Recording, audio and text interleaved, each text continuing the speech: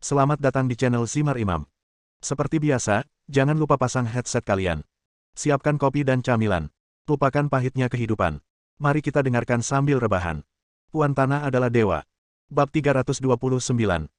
Sehari berlalu dalam sekejap, dan senja gelap menyelimuti seluruh kota Donghai. Klub Honglian juga kabur, hanya lampu di lantai 2. Qin Ming duduk sendirian di ambang jendela di lantai 2, merokok dengan santai dan melihat pemandangan di bawah. Dia puas dan sama sekali tidak gugup dengan perang yang akan datang, seolah-olah hari ini sama seperti biasanya. Pintu klub Honglian terbuka, dan seluruh gedung kosong kecuali Qin Ming. Para pelayan dan orang lain yang awalnya bekerja di sini sedang libur. Selain itu, semua tempat lain di bawah yurisdiksi klub teratai merah ditutup selama 1 hari untuk menghindari serangan oleh geng elang langit dan menyebabkan kerugian pada orang yang tidak bersalah. Adapun Situ Honglian dan Zhou Ziyi, mereka diatur di tempat yang tersembunyi dan aman dan tidak bersama Qin Ming. Keterampilan Situ Honglian rata-rata. Setelah perkelahian terjadi, dia tidak dapat membantu sama sekali. Zhou Ziyi terluka tadi malam dan tidak cocok untuk berpartisipasi dalam operasi melawan geng elang langit. Qin Ming sudah lama mengetahui bahwa ada orang yang berjongkok di bawah untuk berjaga-jaga. Tak perlu dikatakan lagi, mereka pasti antek dari geng elang langit. Namun, Qin Ming mengabaikan orang-orang ini dan meminta mereka untuk menyampaikan berita itu kembali ke elang langit gang. Waktu berlalu, dan sekitar pukul 10 malam, konvoi lebih dari selusin kendaraan memasuki kompleks klub Honglian. Setelah mobil diparkir, 8 pria kekar berjas hitam melompat keluar dari mobil dan berdiri di kedua sisi kendaraan komersial. Masing-masing dari mereka memiliki ekspresi serius dan dingin, dan mata mereka bersinar dengan cahaya ganas seperti binatang buas, yang membuat orang-orang tertawa. Orang tidak berani melihat secara langsung. 8 pengawal elang darah dikirim pada satu waktu. Harganya sangat mahal. Qin Ming, yang sedang duduk di dekat jendela di lantai 2 menunggu, melihat 8 orang kuat ini dan segera mengenali mereka sebagai pengawal elang darah. Tak lama kemudian, orang-orang lain keluar dari mobil satu persatu, jumlahnya ratusan. Melihat kerumunan itu, padat sekali. Orang-orang ini semuanya memakai baju hitam dan celana panjang hitam, dengan kain putih dililitkan di lengan, seperti jika sedang berduka. Beberapa dari mereka dengan cepat berdiri di kedua sisi pintu klub, tapi tidak ada yang bersuara dan semuanya teratur. Jiu Wenlong juga keluar dari mobil bersama 2 anak buahnya. Dia datang khusus untuk melihat bagaimana Qin Ming meninggal. "Tolong bantu aku." Pintu mobil bisnis terbuka, dan seorang pria berusia 40-an, tinggi, dan berpakaian hitam perlahan keluar dari mobil. "Halo, pemimpin geng." Semua orang berteriak serempak, membungkuk dan memberi hormat, seperti adegan menyapa bos dunia bawah. "Pemimpin geng San, kamu sangat mengesankan. Apakah kamu membawa begitu banyak orang ke sini untuk melihatmu mati?" Melihat adegan ini, Qin Ming tidak bisa menahan diri untuk tidak mengejek. "Pemimpin Qi Gang, anak laki-laki itu adalah Qin Ming. Jika kamu menginginkan nyawaku, datanglah jika kamu bisa. Ngomong-ngomong, aku ingin mengingatkanmu bahwa ada bom di seluruh gedung. Berhati-hatilah untuk tidak menginjaknya. Aku akan diledakkan sebelum kamu menemukanku," kata Qin Ming main-main. "Kamu bajingan bernama Qin, kamu membunuh pemimpin muda itu, kami akan membunuhmu untuk membalaskan dendam pemimpin muda itu." Bunuh Qin Ming dan balas dendam tuan muda. Dia dipukuli ke dalam sarang lebah dengan tembakan acak, dan kemudian dia dipenggal kepalanya untuk memberi penghormatan kepada tuan muda. Beberapa orang berteriak dengan marah dan mengeluarkan pistol dan senapan mesin ringan satu persatu, namun mereka tidak berani terlalu sombong karena peredam dipasang pada senjata tersebut. Pada suatu waktu, puluhan senjata lubang hitam diarahkan ke mereka. Qin Ming tinggal menunggu perintah San Xiong, orang-orang ini menembakkan senjatanya secara acak. Namun, dengan banyaknya tembakan di sisi berlawanan, Qin Ming tetap tenang dan tenang. "Jangan tembak." San Xiong melambaikan tangannya dan berkata dengan tenang, "Saya akan membunuhnya secara pribadi untuk membalaskan dendam Huer. Tidak ada yang bisa menembak tanpa perintah saya." "Iya." Orang-orang yang baru saja berteriak langsung patuh seperti tikus melihat kucing, dan meletakkan senjatanya. "Qin, hati-hati. Aku akan mengambil nyawamu sekarang." Seperti kata pepatah, musuh sangat cemburu ketika mereka bertemu. Ketika San Xiong melihat bahwa Qin Ming tidak bisa lagi menekan kebencian di hatinya, dia membiarkannya mengeluarkan raungan keras dan menggunakan bantuan setelah beberapa langkah, dia dengan cepat melompat ke atap mobil, melompat lagi dengan kekuatannya, meraih ambang jendela di lantai 2 dengan kedua tangan, berbalik dan melompat masuk. Pemimpin geng itu perkasa, pemimpin geng memiliki keterampilan sihir yang tak tertandingi. Para anggota geng elang langit itu mengangkat tangan dan berteriak, menyanjung semua orang. "Lindungi pemimpin geng dan segera masuk." Gao Pengtian, wakil pemimpin geng, berteriak sambil melihat San Xiong melompat ke lantai 2. Beberapa orang yang menjaga kedua sisi pintu klub saling memandang, dan tidak ada yang berani masuk terlebih dahulu, karena sejauh ini, mereka hanya melihat Qin Ming saja, dan klub terdiam, tidak tahu bahaya apa yang mengintai. Jika ada bom yang ditanam di dalam gedung seperti yang dikatakan Qin Ming, orang pertama yang menyerbu masuk hanya akan mati sebagai umpan meriam. "Wakil ketua geng, sebaiknya kita berhati-hati. Siapa yang tahu trik apa yang dimainkan Qin? Ayo naik dari lantai 2. Pada saat ini, San Xiong, yang sudah berdiri di dekat jendela di lantai 2, berteriak, "Pengawal elang darah, ikuti perintah dan ikut aku." Setelah menerima perintah, 8 pengawal elang darah memanjat tembok satu persatu, bergerak cepat seperti kera. Bang! San Xiong memasuki kamar pribadi. Seorang penjaga Blood Eagle menendang pintu hingga terbuka dengan kekerasan dan mengantar San Xiong keluar. Lampu di koridor redup, hanya satu lampu yang menyala, kabur.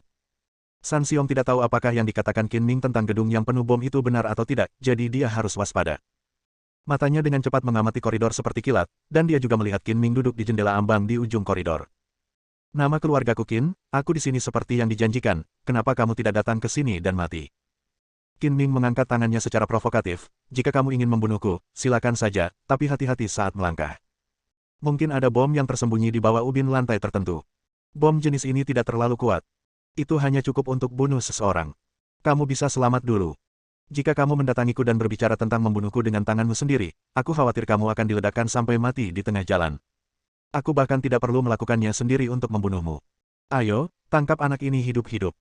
Mengikuti perintah San Xiong, 8 pengawal elang darah menerkam satu demi satu, seperti 8 harimau turun dari gunung. "Sialan, kamu berani menipuku." Melihat penjaga elang darah berlari melewatinya tanpa kerusakan apapun, San Xiong tahu bahwa Qin Ming curang dan tidak ada bom di koridor. "Keluar dari sini, semuanya. Aku harus menangkap anak ini hidup-hidup dengan tanganku sendiri." 8 pengawal elang darah segera memisahkan jalan dan mundur satu demi satu untuk memberi mereka cukup ruang untuk bertarung. Pahlawan tunggal itu bergerak melewati kerumunan seperti kelinci, tangannya menyerang Qin Ming seperti kait elang yang tajam, dan seperti sabuk Boshok yang menyerang Qin Ming. Langit. Dia memiliki momentum mendominasi yang akan bergerak maju tanpa orang lain.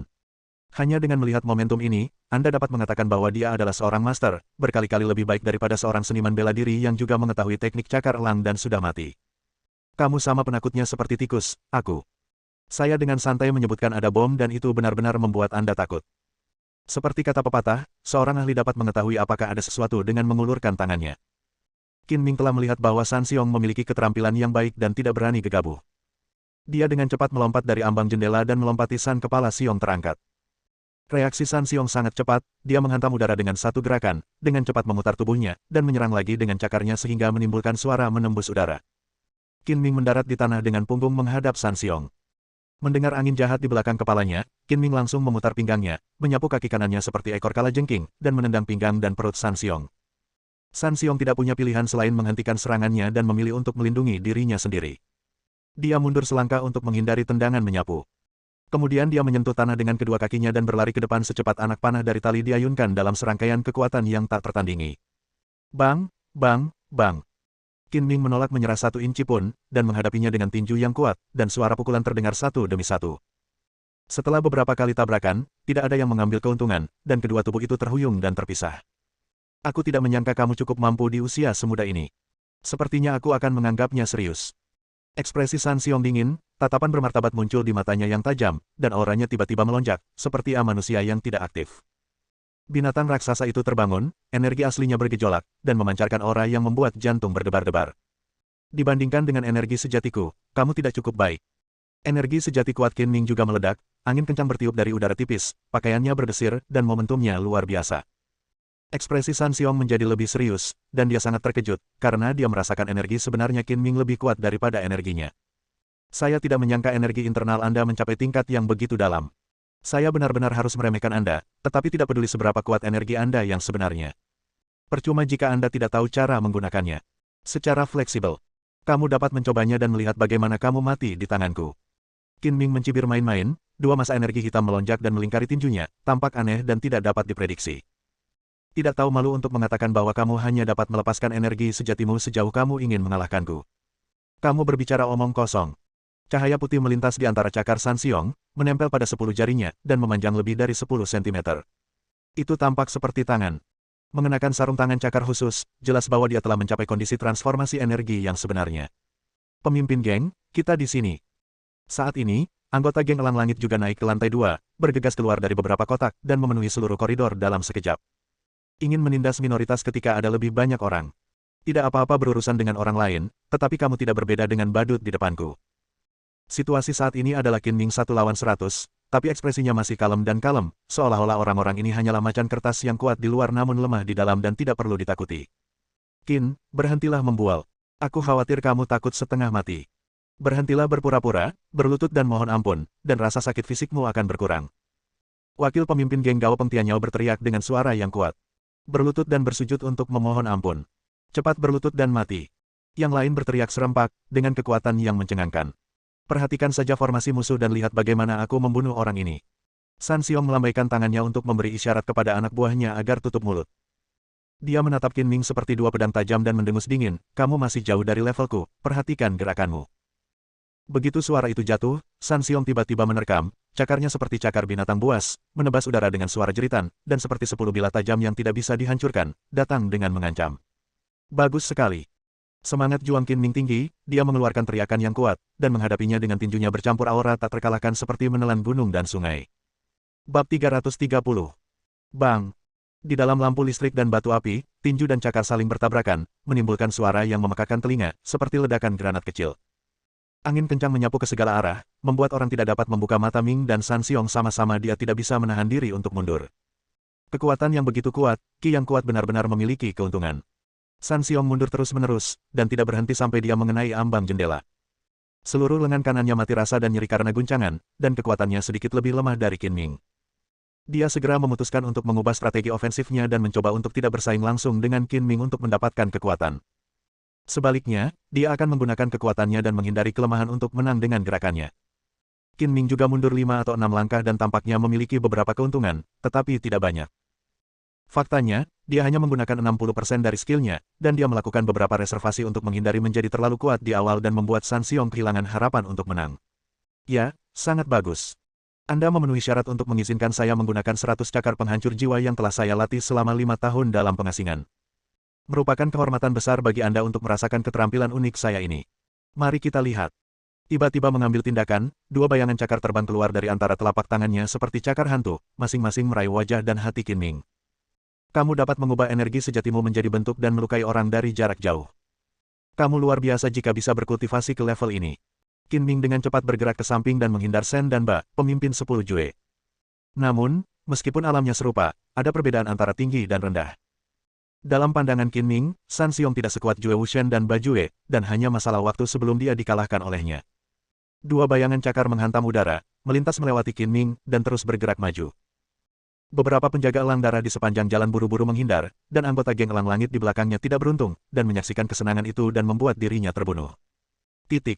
Hidupnya juga dalam bahaya. Salah satu cakarnya mengenai kepala pria malang itu, menyebabkan otaknya meledak dalam sekejap. Cakar lainnya mengenai dadanya, meninggalkan lubang berdarah sebesar tangannya. Dia secara tidak sengaja terluka oleh San Xiong dan meninggal. Tentu saja, tidak ada yang berani menyalahkan San Xiong, dan seseorang buru-buru menyeret tubuhnya ke bawah. Pertarungan di sana masih berlangsung, bayangan cakar melintas, dan tangan besar San Xiong seperti kait datang ke Qin Ming, dan udara dingin yang dingin mengalir ke wajah Qin Ming, mengancam. Qin Ming mengambil waktu dan meninju telapak tangan San Xiong. Meskipun San Xiong tidak ingin bersaing dengan Qin Ming dalam hal energi dan kekuatan, dia sangat cepat dalam pertarungan. Jika dia tidak melawan, dia akan dipukul dan dia tidak bisa menahan diri. Namun, dia belajar dari masa lalu dan pada saat tabrakan, dia menggunakan seluruh energinya dan lengan kanannya tiba-tiba menjadi lebih tebal. Boom! Benturan tangan dan telapak tangan seperti guntur di tanah. Fluktuasi energi sebenarnya membentuk angin kencang yang menyebar, jatuh ke dinding seperti bilah pisau, dan semennya hanyut. Sialan! Bagaimana energi sebenarnya Qin Ming bisa begitu kuat? Bahkan jika dia mulai berlatih seni bela diri segera setelah dia lahir, akan sulit untuk mencapai level ini. Sungguh monster. Persen dari energi aslinya, dia masih merasakan telapak tangannya sakit, jadi dia mundur dan membentur ambang jendela sebelum dia menstabilkan tubuhnya. Untungnya, karena kekuatannya yang unggul, tulangnya tidak patah dan terluka. Beberapa serangan gagal dan dia menderita beberapa kerugian. San Xiong menjadi marah dan menggunakan seluruh kekuatannya tanpa syarat. Cakarnya seperti elang gila, dan semuanya ditujukan ke Qin Ming. Kekuatannya tak tertandingi, bersiul tertiup angin. Koridor itu lebarnya hanya lebih dari 2 meter, yang terlalu sempit untuk kedua master pertarungan tersebut. Selain itu, hanya ada satu lampu yang menyala dan lampunya redup. Tinju dan kaki Qin Ming dan San Xiong jatuh ke dinding dari waktu ke waktu, puing-puing semen berterbangan, dan lubang dalam berbentuk kepalan tangan atau cakar muncul. Berkat fakta bahwa dinding itu terbuat dari beton bertulang, jika tidak maka akan hancur dahulu kala. Melihat pertarungan antara keduanya semakin intens, dan orang-orang dari geng elang langit terluka secara tidak sengaja. Orang-orang ini tidak ingin kehilangan nyawa karena ini, jadi mereka mundur ke tangga dan menyerah seluruh koridor. Kedua tubuh itu saling terkait, dan mereka maju mundur dalam hitungan detik, lebih dari 30 gerakan dilempar satu sama lain, dan mereka tidak dapat dipisahkan. San Xiong telah menggunakan jurus mengubah energi sejati menjadi bentuk, yang menghabiskan banyak energi sejati, sedangkan Qin Ming hanya menggunakan jurus melepaskan energi sejati, yang mengonsumsi lebih sedikit. Dalam jangka panjang, San Xiong menyadari bahwa itu adalah kerugian besar baginya. Begitu energi aslinya terkuras habis, akan sulit untuk menangkap dan membunuh Qin Ming. Memikirkan hal ini, San Xiong melihat momen yang tepat dan dengan tegas menggunakan kartu truf di Soul Hundred Claws, jurus pamungkas untuk menekan bagian bawah kotak. Mengejar jiwa dan mengambil nyawa. San Xiong berteriak dengan suara rendah, mengangkat tangan kanannya seperti cakar tinggi di atas kepalanya, dan menamparkan topi Tianling Qin Ming dari udara. Pada saat ini, energi sejatinya mengalir ke lengan kanannya, dan dalam sekejap mata, itu berubah menjadi cakar besar yang panjangnya lebih dari setengah meter. Meskipun cakar tajam ini diubah dengan menstimulasi energi sebenarnya, cakar itu terlihat sangat nyata, putih dan bertulang, dan seperti beberapa pedang tajam yang menebas di udara, begitu cepat hingga mencapai kepala Qin Ming dalam sekejap mata. Pada saat kritis, Qin Ming tersenyum dingin, mengangkat tangan kanannya dengan cepat, dan bertabrakan dengan cakar raksasa yang jatuh. Bang! Dengan suara yang memekakkan telinga, cakar raksasa yang berubah itu hancur dan hancur seperti porselen, berubah menjadi titik cahaya yang tak terhitung jumlahnya dan menghilang. Lantai di bawah kaki Qin Ming retak pada saat yang sama, dan kakinya jatuh ke dalamnya. Bagaimana ini mungkin? San Xiong tidak percaya bahwa gerakannya yang paling mematikan sebenarnya diblokir oleh Qin Ming tanpa kerusakan apapun sulit untuk mendukung energi untuk melakukan, mengejar jiwa dan merebut kehidupan lagi. Sekarang giliranmu untuk mencoba keahlian khususku. Qin Ming mencibir dengan sungguh-sungguh, menatap San Xiong dengan mata yang tidak berbeda dengan melihat orang mati, tanpa emosi apapun, lengannya bergetar, dan sepertinya ada suara samar. Suara naga mengaum dan harimau mengaum. Pada saat yang sama, energi sebenarnya di sekelilingnya melonjak dan berenang, keluar dari tinjunya, membentuk naga hitam setebal lengan saat ia berlari melintasi sungai. Ia membuka mulutnya yang berdarah, memancarkan kekuatan energi yang menelan pegunungan dan sungai, dan menebarkan semen yang berserakan di tanah. Angin kencang itu seperti pisau. Sebelum naga itu datang, angin kencang saja sudah membuat beberapa lubang di pakaian San Xiong. Jarak 4 hingga 5 meter mendekat dalam sekejap. Menghadapi naga yang menelan gunung dan sungai, San Xiong merasakan ketakutan yang tak dapat dijelaskan. Tidak dapat menghindarinya, dia hanya bisa melawannya dengan tinju energi sebenarnya. Qin Ming berlatih kungfu mistik neter, dan ketika matanya kembali melihat, dia sudah menguasai kungfu mistik tingkat keempat, mengubah Qi menjadi naga, tetapi jarang menggunakannya karena jarang bertemu lawan. Boom! Energi yang menyebalkan itu bertabrakan dan turbulensi muncul. Naga hitam itu seperti bukit, memimpin San Xiong maju dengan kecepatan tinggi, sampai San Xiong menghantam tembok dengan keras, dan naga itu berubah bentuk. Naga itu menghantam dada San Xiong dan berubah menjadi kabut hitam untuk menelannya. Tanpa sumber energi, Zen Qi menghilang dengan cepat. Dada San Xiong roboh, beberapa tulang rusuk patah, dan tubuhnya berlumuran darah dan daging hidungnya, dan dia sekarat. San Xiong tidak pernah bermimpi bahwa ketika dia menggunakan jurus pembunuh terkuatnya, dia juga akan mati. Para anggota geng Elang Langit yang menyaksikan pertempuran itu tercengang dan terpana di tempat, karena dalam kesan mereka San Xiong sangat kuat dan tak terkalahkan, tetapi malam ini dia dipukuli oleh Qin Ming hingga dalam keadaan memalukan, yang sulit diterima. Sebentar, aku tidak akan membunuhmu. Apakah kamu bisa bertahan atau tidak tergantung pada keberuntunganmu. Qin Ming berjalan perlahan ke arah San Xiong dan menunjukkan rasa kasihan di matanya. Tindakan yang baru saja dia lakukan telah mematahkan meridian San Xiong bertahan, dia tetaplah orang yang tidak berguna. Wajah San Xiong berubah, dan matanya menunjukkan ekspresi kebencian. Dia membuka mulut untuk mengatakan sesuatu, tetapi gagal mengucapkan sepatah kata pun. Pemimpin geng, pemimpin geng. Pengawal elang darah bereaksi lebih dulu dan menerkam mereka satu demi satu. Bunuh Qin Ming dan balas dendam pemimpin geng dan tuan muda. Anggota geng Tianjing lainnya juga sadar, menarik baut senjata mereka satu demi satu, dan bergegas ke koridor dari tangga seperti segerombolan orang. Berkerumun, saling mendorong dan bergegas satu demi satu. Bang! Qin Ming dengan santai mengambil sepotong semen di tanah dan membuangnya. Satu-satunya cahaya di koridor padam, dan area sekitarnya tiba-tiba menjadi gelap.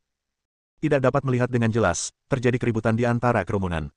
Wakil Ketua Geng Gao Pengtian buru-buru berteriak untuk menjaga ketertiban, jangan semrawut, ikuti instruksi saya, dan segera kirim 2 orang ke gerbang utama. Siapapun yang memiliki korek api, keluarkan. Banyak dari mereka yang merokok dan membawa korek api. Terdengar bunyi klik dan puluhan korek api menyala satu demi satu. Dengan cahaya korek api, semua orang melihat sekeliling dan menemukan bahwa Qin Ming tidak ditemukan. Seseorang lebih waspada, berjalan ke jendela dengan pistol, dan melihat ke bawah, tetapi Qin Ming tidak ditemukan. Sialan, anak itu Qin Ming lolos. Pisahkan separuh orang untuk mengejarku. Jika kamu melihat Qin Ming, bunuh dia. Yang lain akan tetap melindungi pemimpin geng, perintah wakil pemimpin geng Gao Pengtian. Kirim pemimpin geng itu ke rumah sakit secepatnya dan selamatkan dia tepat waktu. Ketika Gao Pengtian masuk dan memeriksa luka San Xiong, dia tampak berat dan mengerutkan kening. Tapi dia diam-diam bahagia di dalam hatinya. Sekarang pemimpin geng muda San Wu telah meninggal, dan pemimpin geng San Xiong terluka parah. Tidak pasti apakah dia bisa bertahan jatuh padanya. Sebelumnya, San Xiong berniat melatih putranya San Wu untuk menjadi penggantinya. Bahkan jika San Xiong meninggal suatu hari nanti, Gao Pengtian tidak akan menjadi pemimpin geng. Gao Pengtian awalnya berpikir bahwa akan sulit baginya untuk memiliki kesempatan untuk naik tahta sebagai pemimpin geng dalam kehidupan ini. Dia tidak pernah berpikir bahwa hidup tidak dapat diprediksi dan segala sesuatunya tidak dapat diprediksi. Xiong terluka parah dan sekarat. Dia melihat kemungkinan menjadi pemimpin geng. Seorang penjaga elang darah menggendong San Xiong di punggungnya dan bergegas turun ke rumah sakit. Gao Pengtian meminta kroni-kroninya untuk mencari Qin Ming, dan dia juga dilarikan ke rumah sakit. Dia sepertinya khawatir dengan cedera San Xiong, tapi sebenarnya dia ingin tahu secepatnya apakah San Xiong bisa diselamatkan. Jika memungkinkan, dia merasa perlu menggunakan beberapa cara untuk membiarkan San Xiong mati dari dunia. Bagaimanapun, Qin Ming adalah orang yang siap disalahkan. Bersambung.